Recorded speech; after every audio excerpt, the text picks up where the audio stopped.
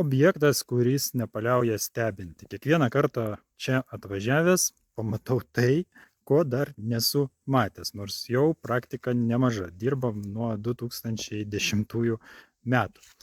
Tai, ką čia pamačiau vėl naujo, pamatysit įrašo pabaigoje, o dabar apeikim, pasižiūrėkim šitą objektą. Reiktų prisipažinti, kad šitą objektą mes darom gerokai ilgiau negu įprasta, negu tikėjomės ir netgi vėluojam su terminais, bet tam aišku yra objektyvios priežastis. Viena iš jų tai tokia apdaila, kurios mes negalėjom tikėtis ir jinai buvo nuspręsta projekto metu. Netgi ir grebestavimai buvo paruošti kitokiai apdailai, paskui teko viską perdaryti. Visko pasitaiko, svarbiausia, kad su užsakovu gerai sutarėm, randam bendrą kalbą ir aišku stengiamės padaryti darbus kiek įmanoma geriau.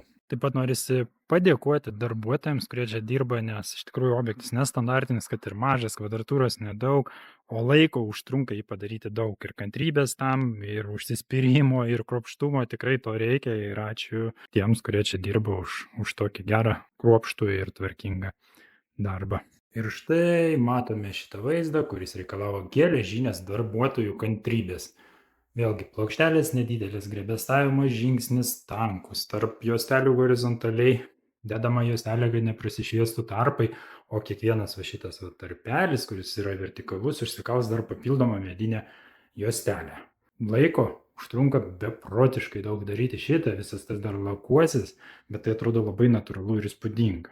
O kaip jums? Parašykit būtinai komentaruose, o aš jums dar šitą objektą nekartą rodysiu, nes jis tikrai yra toks, kurio mes nesam nieko panašaus darę.